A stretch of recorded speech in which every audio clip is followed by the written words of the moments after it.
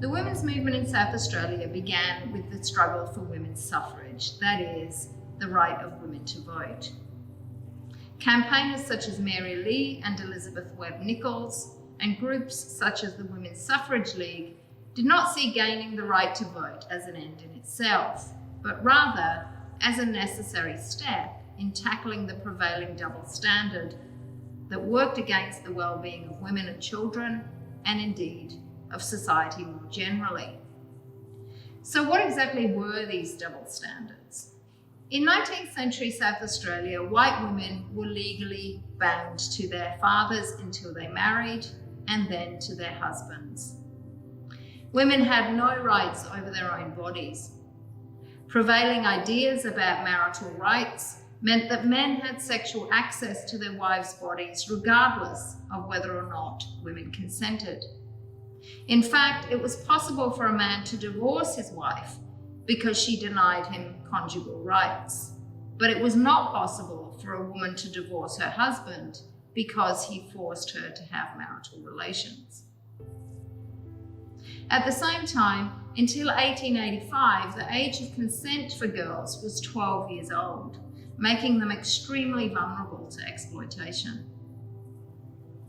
Corporal punishment of a woman by her husband, what today we would call domestic violence, was legal and was widely regarded as a necessary evil. Prior to the passing of the Married Women's Property Act in 1883, everything a white woman owned became her husband's upon marriage. If she was in paid employment, even her wages belonged to him. Women also had no rights over their children, who were the legal property of their fathers.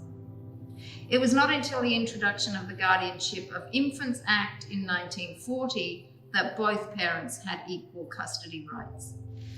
You may wonder why, given these double standards, more women of the period did not choose to remain single. One reason, and perhaps the main reason, is that this was a luxury most women literally could not afford. In South Australia in the late 19th century, significant numbers of women were in paid employment, but they were denied access to many professions and were largely unable to earn a living wage.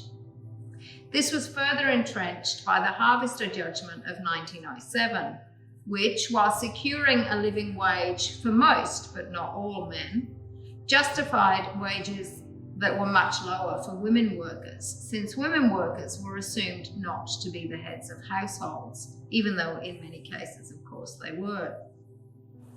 Women's suffrage was raised in 7 separate but unsuccessful bills in the South Australian Parliament between 1886 and 1894.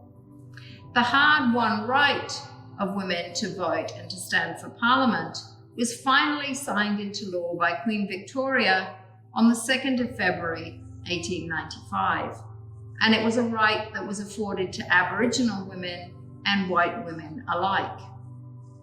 That historic moment made South Australia the first colony in Australia and among one of the first places in the world to grant women these rights. But both before and since, women and the many organisations they formed have fought for legal and social changes that would improve the lives of all. For example, in the first half of the 20th century, the women's movement played a central role in, amongst other things, the introduction of maternity allowance and child endowment, the establishment of maternal and child welfare services, the amendment of the Matrimonial Causes Act of 1918, which gave women equal access with men to the single ground of adultery for the dissolution of marriage, and the passing of the Testator's Family Maintenance Act of 1918, which ensured that adequate provision for wives and children was made by their husbands in their will. In the second half of the 20th century, the women's movement rigorously campaigned for women's liberation. Ideas became more radical and protests more rowdy. Women activists demanded equal pay, access to contraception and abortion, the outlawing of domestic violence and rape in marriage, acknowledgement of sexual assault and harassment, and an end to victim blaming. The Adelaide Women's Liberation Movement was established at the University of Adelaide in 1968 by women who were frustrated by the male domination they experienced in the labour and anti-war movements. The group published a Women's Liberation Manifesto, and in 1973 opened the Women's Liberation Centre at Bloor House.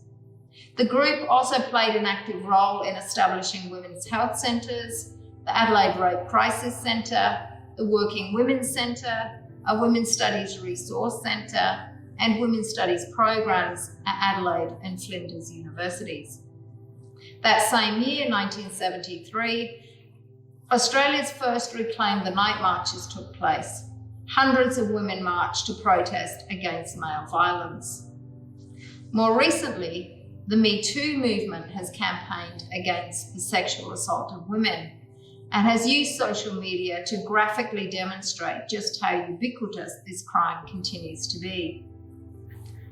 Contemporary activism has also challenged the assumptions of two separate and distinct genders and called for the recognition of transgender and non-binary people and their rights. The women's movement has never been a singular, unified entity. Instead, the term loosely brings together groups and individuals whose ideals, affiliations, and activism have varied considerably.